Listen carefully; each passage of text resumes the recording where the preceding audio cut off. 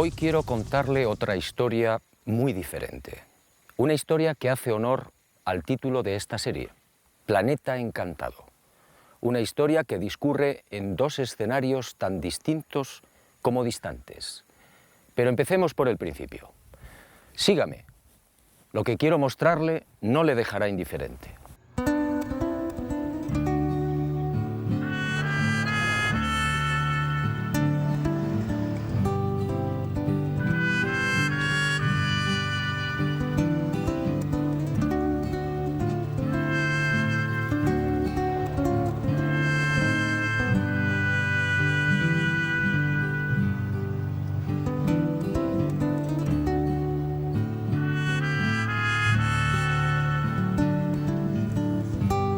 Supe de este nuevo misterio hace muchos años, y como otros quedó dormido en mis archivos hasta que el destino dio la orden. Hoy por fin ha llegado el momento.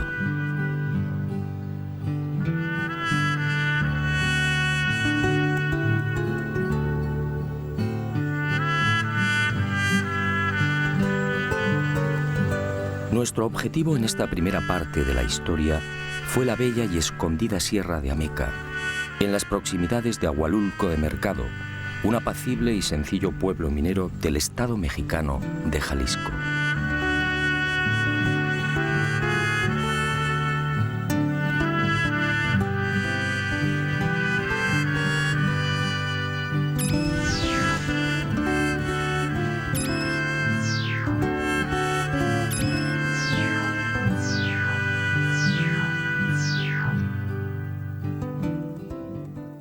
Desde allí, desde Ahualulco, lo abrupto del terreno y el atormentado perfil de los caminos nos obligó a ascender en caballerías. En total, 4 horas de fatigosa marcha por valles y cañadas hasta alcanzar una altitud de 2100 metros.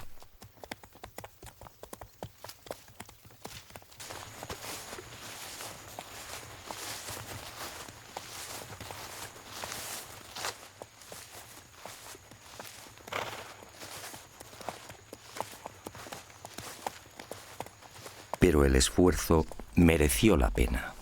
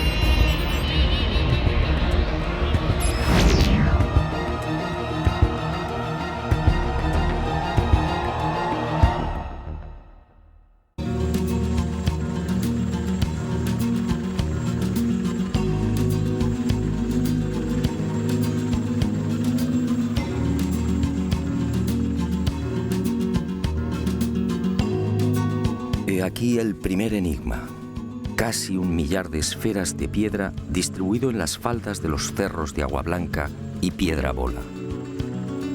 1000 esferas de arenisca y basalto finamente pulidas y con diámetros que oscilan entre 1 y 5 metros. Esferas de hasta 20 toneladas que nadie sabe cómo han llegado hasta aquí.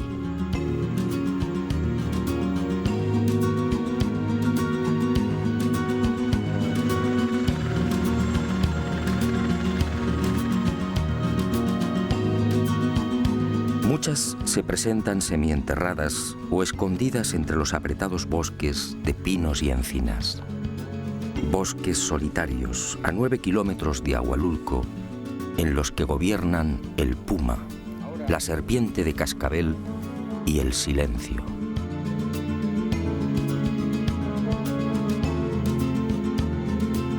Evidentemente, el hecho de aparecer enterradas o semienterradas concede a estas esferas una notable antigüedad. Sin embargo, no disponemos de vestigio alguno que pueda esclarecer su origen. Las leyendas y restos arqueológicos de la cultura Teuchitlán, que habitó esta región hace 4000 años, no aportan datos específicos sobre los hipotéticos constructores o la finalidad de las mismas. Los siguientes asentamientos humanos, entre los que destaca el pueblo Kazkán, tampoco arrojan un mínimo de luz respecto a estas gigantescas esferas. Solo el nombre náhuatl de la primitiva cultura que habitó estos parajes, Teuchitlán o lugar de dioses, podría guardar alguna relación con estas obras gigantescas, más propias de dioses y titanes que de hombres. Pero obviamente esto solo es una suposición.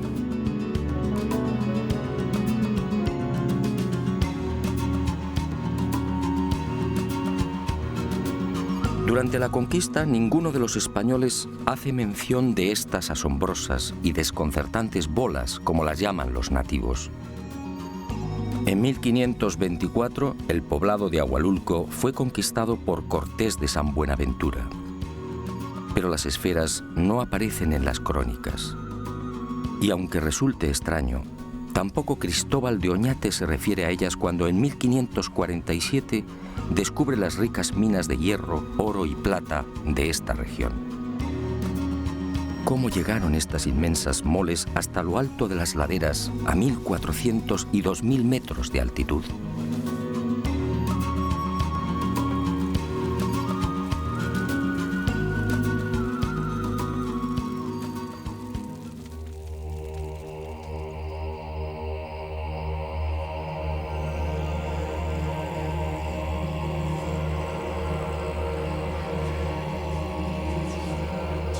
Durante siglos, como digo, las esferas de Ahualulco han permanecido prácticamente ignoradas. Solo los nativos sabían de su existencia. Hasta que en 1967 el norteamericano Robert Gordon, director de la mina denominada Piedra Bola, fue informado de la existencia de otras esferas similares a la que existe junto a la boca de la antigua mina de plata y que justamente dio nombre al yacimiento. Gordon, intrigado, acudió al paraje señalado por los nativos y efectivamente, a cosa de 2 kilómetros de la mina, descubrió otras 5 gigantescas y perfectas esferas de piedra.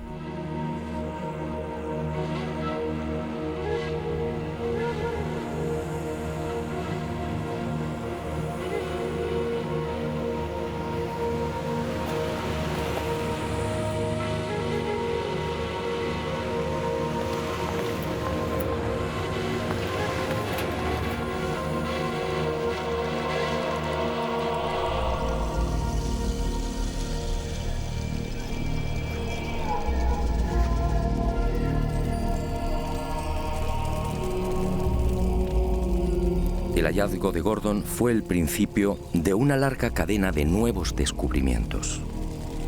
El norteamericano envió unas fotografías de las esferas al arqueólogo Matthew Stirling y en diciembre de ese mismo año de 1967 se iniciaron las primeras excavaciones oficiales. Stirling llegó a desenterrar otras 17 grandes esferas, una de ellas de 3.35 metros de diámetro, el resto de 1.80 metros. Y al igual que sucediera con Gordon, Stirling quedó desconcertado. La mayor parte de las bolas presentaba un pulido minucioso e impecable, con un peso aproximado de 10 toneladas por unidad. Aquello no parecía casual. ¿Por qué el mismo diámetro? ¿Cómo se explica la perfecta esfericidad? Y lo más intrigante, ¿cómo transportaron la esfera de 3 metros y casi 20 toneladas de peso hasta la cumbre de la montaña?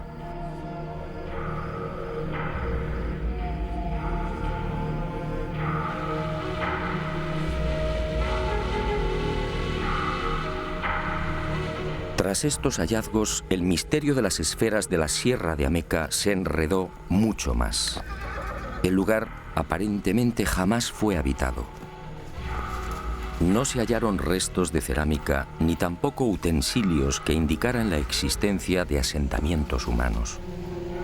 Por otra parte, la depurada técnica que hubiera demandado la elaboración de estas esferas y el no menos complejo transporte de las mismas hasta lo alto de cimas y laderas hizo sospechar a estos primeros científicos que se encontraban frente a un capricho de la naturaleza.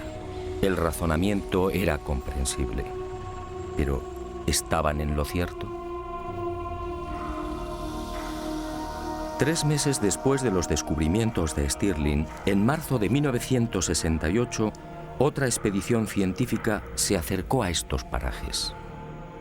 La integraban miembros del Instituto Smithsoniano, de la National Geographic y de la Inspección Geológica norteamericana. Y al frente como director el geólogo Robert Smith, también estadounidense. Tras examinar las bolas, la conclusión de Smith dejó perplejos a propios y extraños.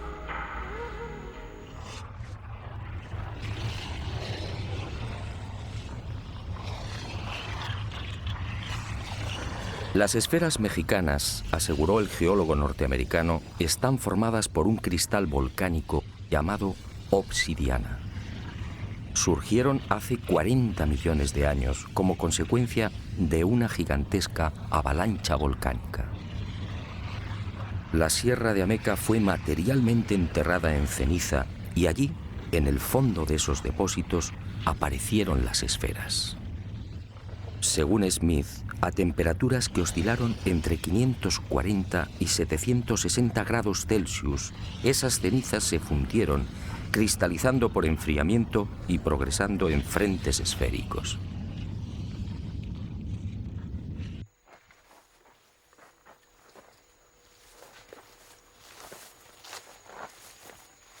Después, la erosión eliminó el gran colchón de cenizas y las esferas quedaron libres.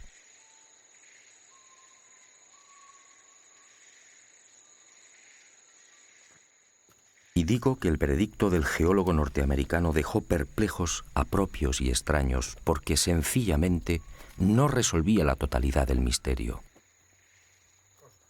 Para empezar, de las casi 1000 esferas que pueden contemplarse en la Sierra de Ameca, la casi totalidad está formada por arenisca, un material que nada tiene que ver con los volcanes.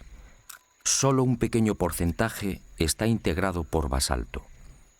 En cuanto a la obsidiana, ni rastro. ¿Qué ocurrió con estas moles? ¿También se formaron en el interior de la ceniza y en sucesivos frentes esféricos? Para la mayoría de los expertos en petrología, esta posibilidad es altamente dudosa. En cuanto al hecho incuestionable de la similitud en los diámetros de muchas de estas bolas, 1.80 metros, el señor Smith naturalmente guardó silencio. Ningún científico serio admite hoy que esta casualidad sea obra de la naturaleza. ¿O no fue una casualidad? A esta versión supuestamente científica se sumó después otra explicación aportada por algunos vulcanólogos. Para estos, las esferas de Ahualulco tienen un origen muy distinto al propiciado por Smith. No serían otra cosa que tobas o piedras volcánicas expulsadas entre gases, fuego, columnas de lava y otros materiales piroclásticos. Estas bombas volcánicas, dicen, adoptaron la forma esférica en ese violento proceso de expulsión, redondeándose en el aire.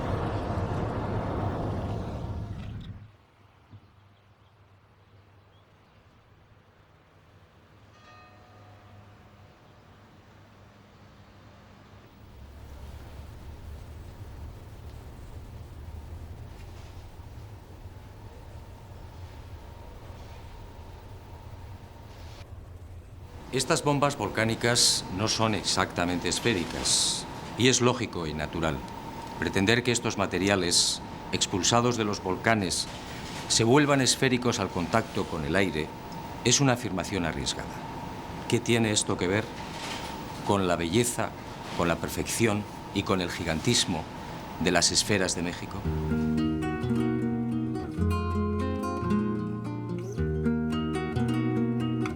Las tobas volcánicas, además, son rocas ligeras, de consistencia porosa y formadas por la acumulación de cenizas y otros elementos volcánicos muy pequeños. ¿Qué tiene esto que ver con las masas pétreas de 10 y 20 toneladas de la Sierra de Ameca? Incluso aceptando la remota posibilidad de que estas bombas volcánicas se vuelvan esféricas al contacto con el aire, ¿en qué cabeza cabe que puedan conservar la esfericidad al chocar con un manto de lava o de ceniza? Definitivamente las explicaciones de geólogos y vulcanólogos no son consistentes. Algo falla. El supuesto origen natural de las bolas aparece drásticamente enfrentado con la naturaleza de las mismas, con las dimensiones y, sobre todo, con la milimétrica perfección del pulido. Pero hay más. Si echamos un vistazo a la nación mexicana, observaremos que se trata de un país eminentemente volcánico. En estos momentos, según el Catálogo Mundial de Volcanes Activos, México reúne un total de 14, con la calificación de peligrosos. Pues bien, si las esferas de Agualulco fueran el resultado de los fenómenos eruptivos ya mencionados, ¿por qué aparecen únicamente en este lugar del estado de Jalisco? Solo en el llamado eje volcánico mexicano, con una longitud aproximada de 1000 kilómetros, se contabilizan miles de volcanes apagados. Lo lógico es que este tipo de bolas se encontrara repartido en numerosos puntos de dicho eje. Pero no es así. Esta increíble acumulación de casi 1000 esferas solo se da en la referida Sierra de Ameca. Algunos vulcanólogos pretenden justificar la existencia de las esferas por las erupciones acaecidas en la Edad Media y señalan a 3 volcanes como responsables directos: el Ceboruco en el estado de Nayarit, el Volcán de Fuego y su vecino el Nevado, ambos en las proximidades de la ciudad de Colima. El Ceboruco, en efecto, entró en erupción en 1542 y 1567. En cuanto a los de Colima, del Nevado se sabe que entró en actividad en 1560. Pero los ardientes flujos no fueron más allá de los 10 kilómetros. Si tenemos en cuenta que Agualulco y la Sierra de Ameca se encuentran a 100 kilómetros del Ceboruco y a 140 de Colima, la pretensión de los vulcanólogos no se sostiene.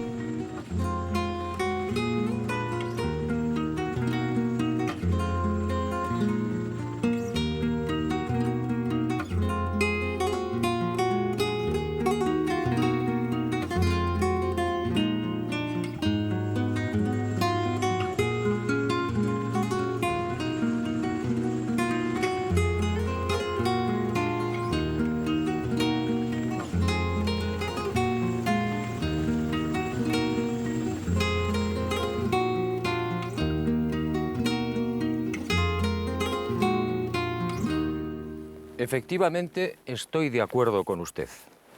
Después de recorrer la Sierra de Ameca y contemplar estas esferas, cuesta trabajo imaginar que semejantes moles son un capricho de la naturaleza.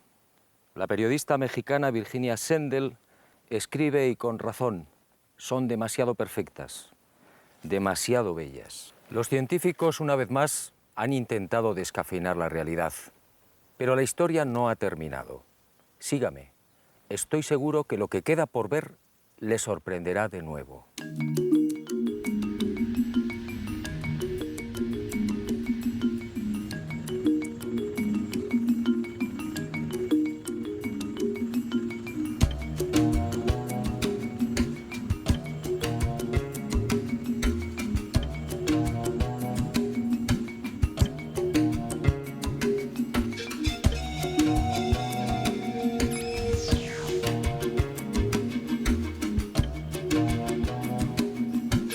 Nuestro segundo escenario se encuentra a casi 3000 kilómetros, en lo más profundo de la selva de Costa Rica.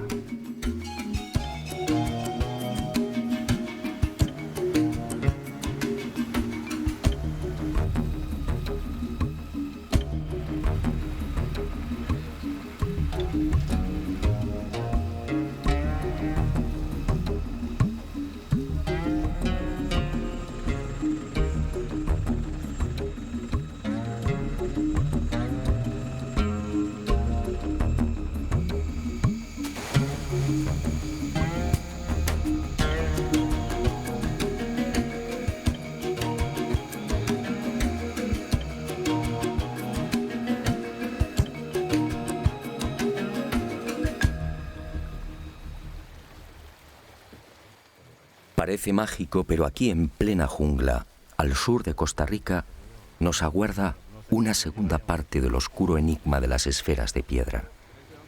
Una segunda parte que definitivamente arruina todas las explicaciones de la ciencia. Una segunda parte que eleva el misterio a su máxima expresión.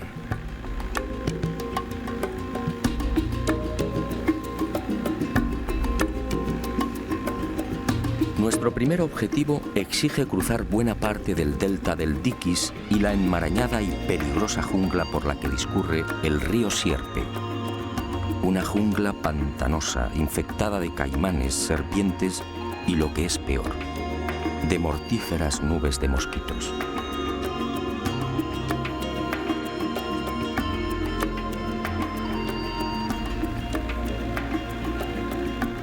Afortunadamente, la jornada transcurre sin incidentes de gravedad y con los últimos rayos del sol alcanzamos al fin el gran secreto de Palmar Sur.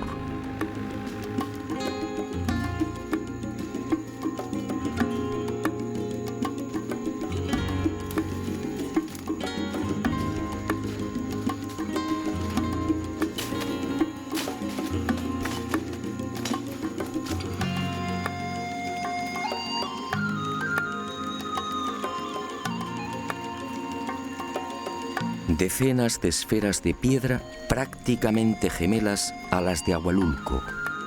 Esferas igualmente perfectas, al aire libre o semienterradas en cientos de kilómetros cuadrados. Esferas de un pulido exquisito, casi imposible.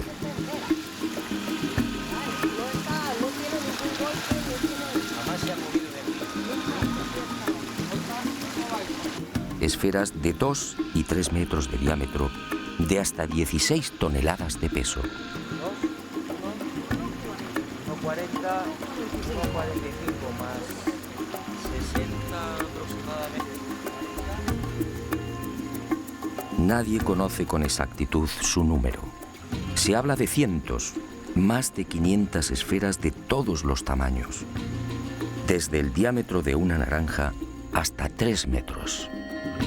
Quizá más. Las hay en Palmar Sur, en las orillas de los ríos Esquina y Térraba, en las islas Camaronal y del Caño, en lo alto de las sierras de Bruqueña y en las regiones de Piedras Blancas, Cabagra, Buenos Aires, Bere y Pejivalle de Pérez Celedón. Pero estos solo son los emplazamientos conocidos. Al hallarse enterradas es posible que su número sea muy superior.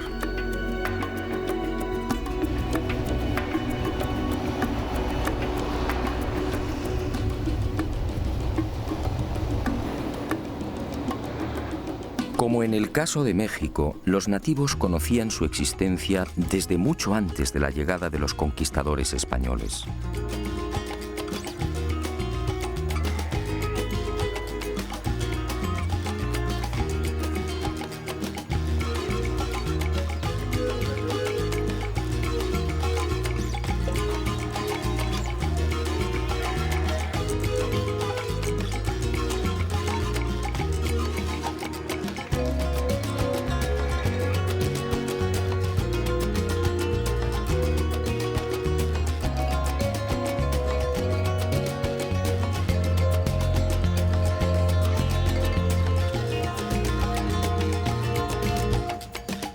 Pero sus explicaciones fueron tan parcas y confusas como las de los pueblos que habitaron Ahualulco. Todos se limitaron a señalar al cielo, asegurando que las esferas eran obra de los dioses.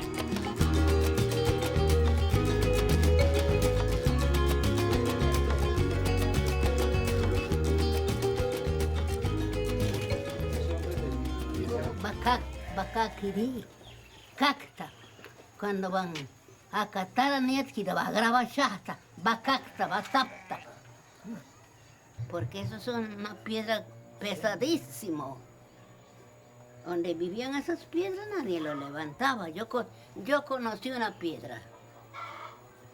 Ahí en ese talobre, pequeña, y que era de 12 años seguro que yo estaba. Alrededor, los antiguos moros, eso lo adornaron con con figuritas de toda clase de animalitos así alrededor, de todo color. Y debajo de ese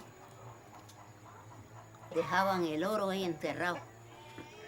Pero dicen que cuando levantaron esa bola que está en Palmar, debajo encontraron bastante tesoro. Pero esa fue la compañía que dispuso de eso.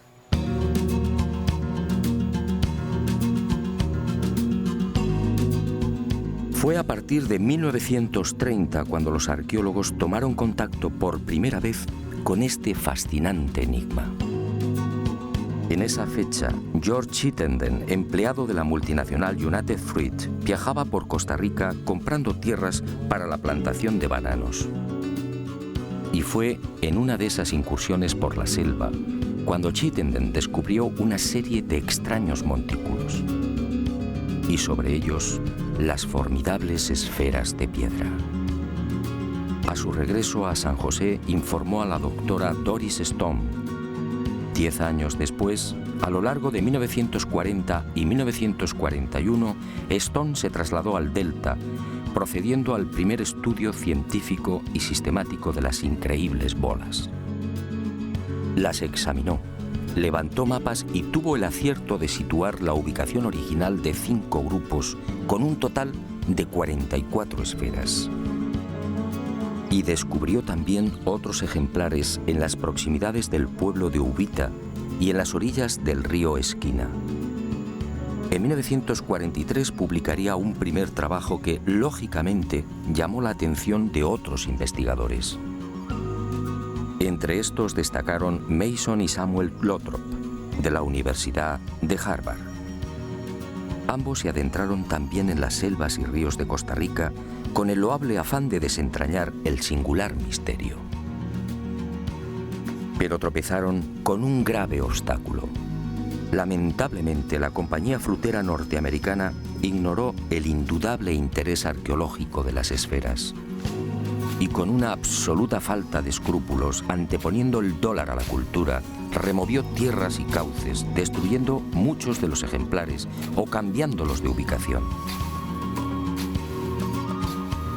Para colmo de males, otras esferas fueron igualmente removidas de sus emplazamientos originales y trasladadas a cientos de kilómetros. Y hoy adornan casas y jardines particulares, así como parques públicos, bancos y edificios oficiales.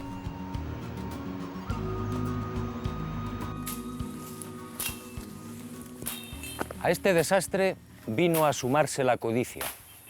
Al igual que sucediera en el municipio mexicano de Agualulco, el descubrimiento de las esferas de Costa Rica terminó provocando el nacimiento de un rumor tan absurdo como lamentable.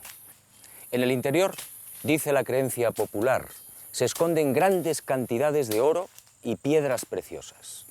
Y muchas de ellas, como esta, fueron quebradas o dinamitadas.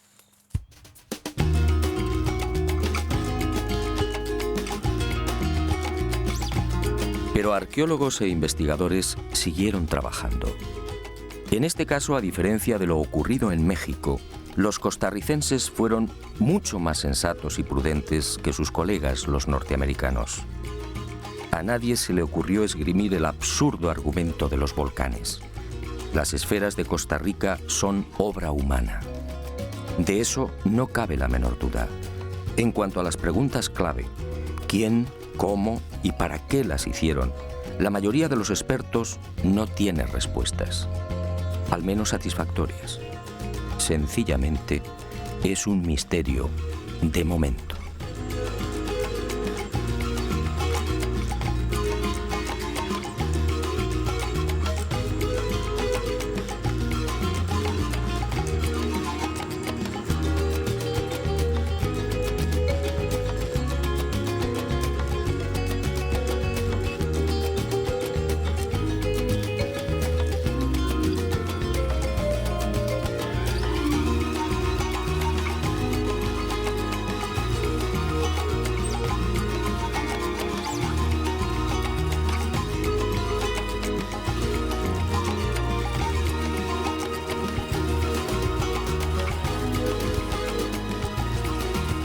Y el misterio de las esferas se complica un poco más cuando uno desembarca en la paradisíaca isla del Caño, al oeste de Costa Rica.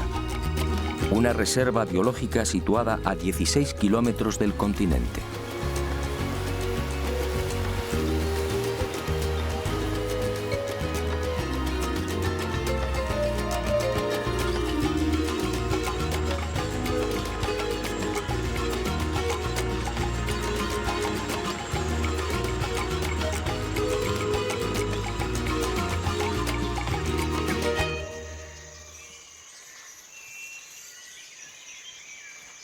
En este lugar fueron descubiertas unas 10 esferas. Hoy solo quedan 2. Y surge una pregunta obligada. ¿Cómo las trasladaron? En esta isla, por supuesto, no hay canteras. Las bolas necesariamente tuvieron que llegar desde tierra firme. Y el enigma, como digo, se complica.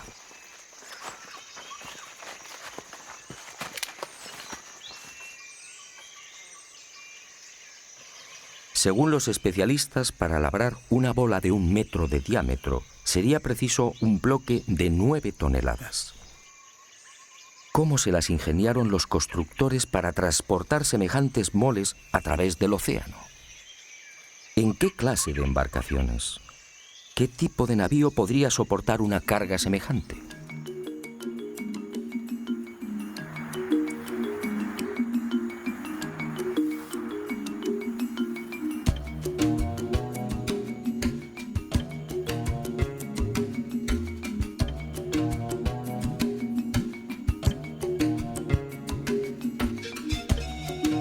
Y otro tanto sucede con la mayoría de los lugares de tierra firme donde aparecen las esferas.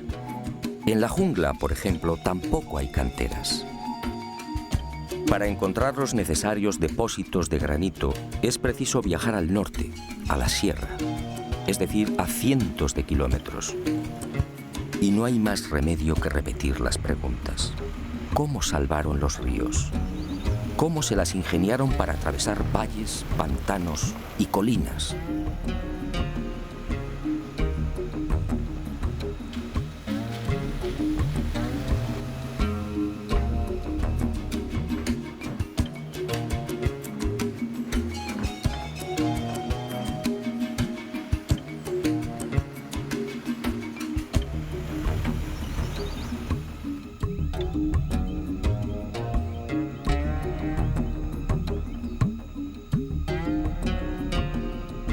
Si las esferas eran labradas en los puntos donde han aparecido, ¿cómo se las arreglaban para tirar de bloques tan gigantescos? En el caso de las más grandes, de 2,5 metros de diámetro, los bloques de granito de las que debían ser extraídas podían superar las 24 toneladas. Naturalmente, el asombroso pulido y la perfecta esfericidad de estas bolas son un capítulo aparte. En este lugar, a más de 100 kilómetros de las canteras, pudimos hallar otros 5 ejemplares. Lamentablemente también habían sido removidos de su emplazamiento original. Pero el pueblo al menos ha sabido conservarlos.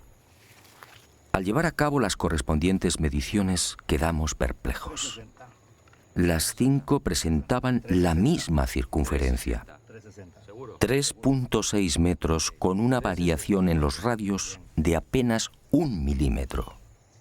Esta increíble precisión hace pensar a los expertos que los desconocidos constructores tuvieron que utilizar algún tipo de instrumental. ¿Pero cuál? Hoy, con el auxilio de las computadoras, difícilmente lograríamos una perfección semejante. En cuanto al pulido, de nuevo el asombro y el silencio. Curiosamente, cuanto más grande es la esfera, más cuidada es la terminación. Un acabado que casi brilla como un espejo. ¿Cómo lo lograron? Misterio. También la hipotética fecha de la construcción de las esferas aparece envuelta en la duda. Al tratarse de granito y caliza, los procedimientos de datación por carbono 14 no son viables. Y los arqueólogos han recurrido al llamado sistema de asociación. En otras palabras, estimar la edad de la esfera basándose en la antigüedad de la cerámica y demás restos orgánicos encontrados al pie de la bola. Esto obviamente resulta arriesgado. Siguiendo esta fórmula de datación relativa, bastante dudosa a mi entender, algunos expertos han establecido la antigüedad en 1600 años. Otros las consideran más jóvenes, fijando el momento de la fabricación en el siglo XVI. Esta última hipótesis tropieza con un serio inconveniente. Si las esferas fueron talladas en el siglo XVI, ¿por qué no son citadas por los cronistas de la época? De haber sido testigos de su fabricación, hombres como Vázquez de Coronado, Gil González Dávila o Perafán de Rivera lo hubieran mencionado.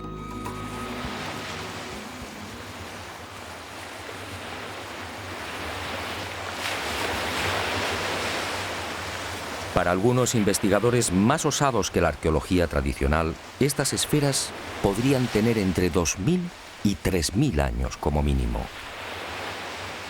Y fundamentan su razonamiento en el interesante proceso de hundimiento de las mismas. Muchas de ellas, de 2 y 3 metros de diámetro, se encuentran prácticamente enterradas o semienterradas.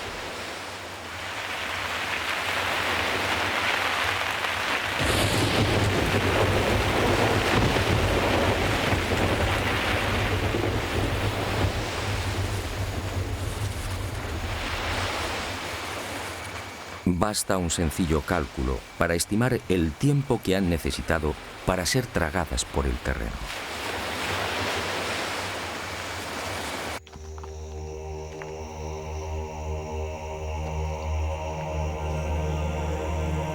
Sea como fuere, lo que parece cierto es que estas magníficas y colosales esferas fueron construidas mucho antes de la llegada de Colón. Pero ¿para qué? ¿Cuál pudo ser su finalidad? Sobre este importante capítulo, la disparidad de criterios es todavía mayor. Hay quien asegura que estas esferas venían a demostrar el grado de poder e influencia de los caciques. Si esto fuera así, cuanto más grande y más perfecta, más notable sería el dominio del rey de turno. La teoría, sin embargo, no termina de convencer.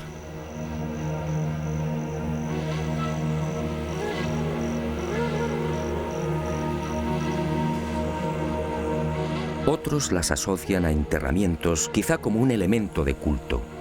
Y aunque se sabe de algunas muy pequeñas que han sido halladas en tumbas junto a objetos de cerámica y joyas de oro, la hipótesis no resulta muy sólida. De las 500 bolas que han sido localizadas hasta el momento, ninguna aparece sobre una necrópolis.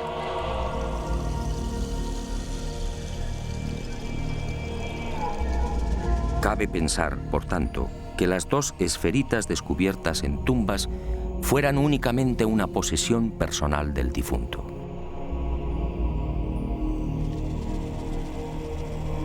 Para el profesor Lothrop, el hecho de aparecer en grupos podría insinuar una serie de conocimientos astronómicos por parte de los constructores. La doctora Stone, como se recordará, descubrió un grupo con un total de 44 bolas. También en las proximidades de Piedras Blancas se hallaron otras 15 esferas perfectamente alineadas. ¿Se trata de mapas celestes? ¿Indican la posición de las estrellas? Hasta hoy, que yo sepa, nadie ha profundizado en esta sugerente posibilidad.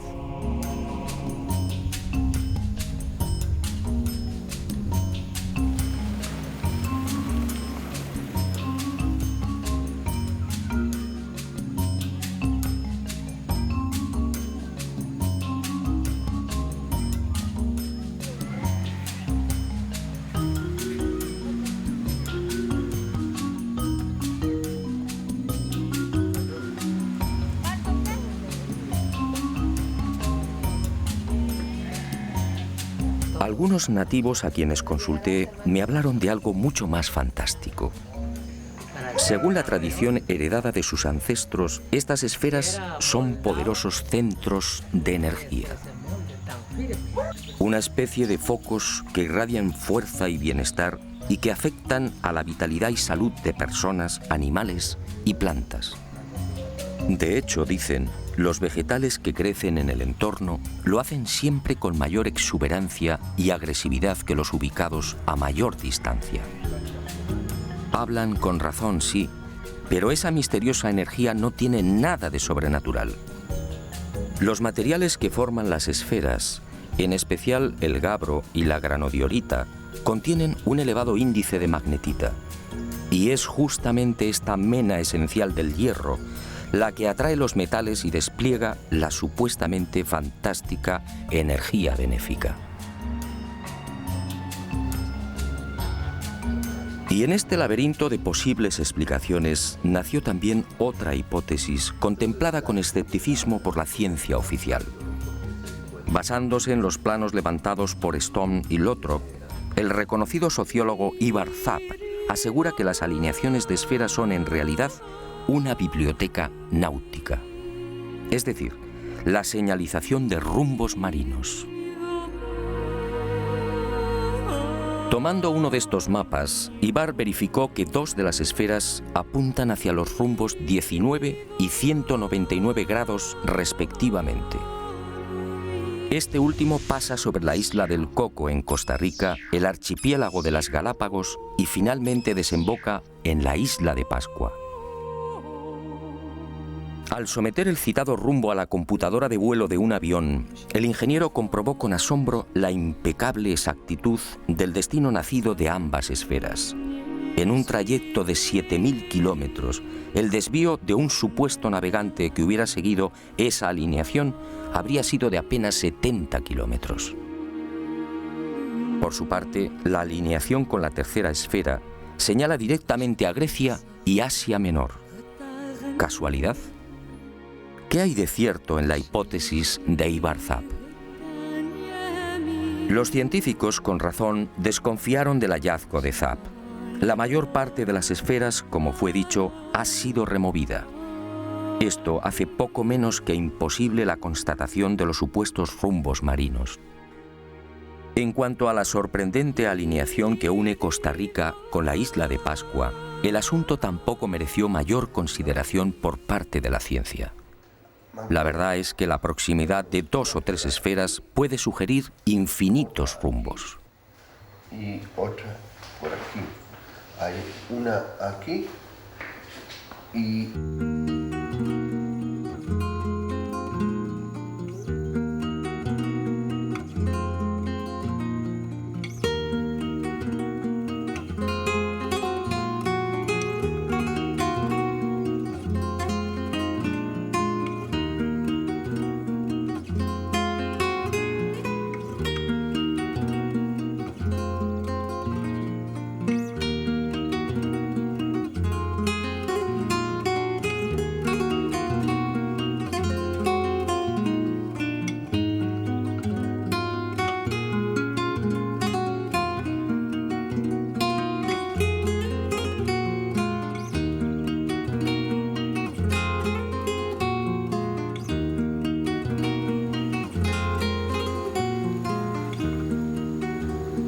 Pero Ivar Zapp sí parece tener razón en algo.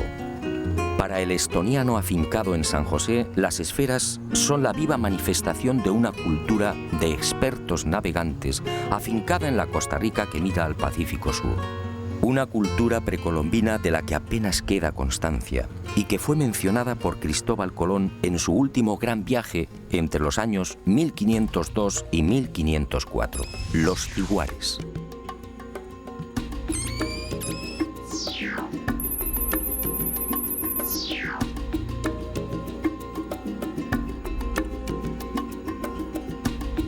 En una carta dirigida a los reyes católicos, Colón manifiesta que los tiguares eran gentes ricas, con navíos, espadas y corazas.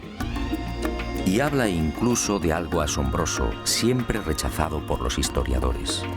Según los indios, en esas tierras del oeste, a 9 jornadas desde el Atlántico, existían ya caballos. Caballos utilizados para el transporte y la guerra. ¿Caballos? ¿Cómo es posible en 1502? Según la historia oficial, los caballos fueron introducidos en América por los conquistadores españoles.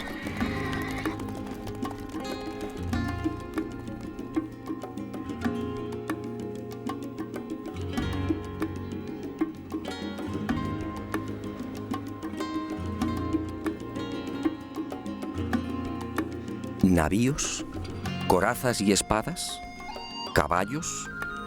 ¿Quiénes eran los ciguares? ¿Fueron los constructores de las perfectas y gigantescas esferas de piedra?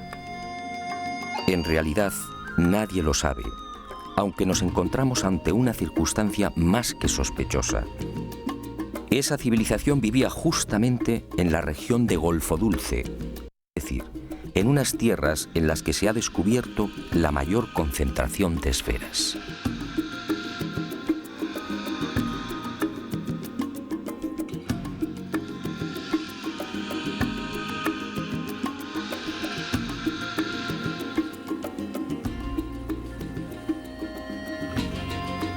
En este sentido, la arqueología oficial de Costa Rica parece estar de acuerdo. Las esferas tuvieron que ser creadas por una cultura con un alto grado de evolución mental y material. Un pueblo con una especial sensibilidad y un notable sentido de la abstracción. Si observamos la naturaleza, comprobaremos que las esferas perfectas no existen. Y si es así, ¿cómo pudieron imaginarlas? ¿De dónde llegó esa sabiduría? ¿Por qué los nativos repiten una y otra vez que son creación de los dioses que bajaron del cielo? ¿Fueron los ciguares instruidos por esos familiares dioses? Como puede ver, el misterio de las esferas de México y Costa Rica sigue en pie. Y me alegro. Después de 30 años de investigación, he aprendido que los enigmas no deben ser desvelados. Solo así podemos seguir soñando. Y ahora sígame. Vayamos al encuentro de otro maravilloso sueño.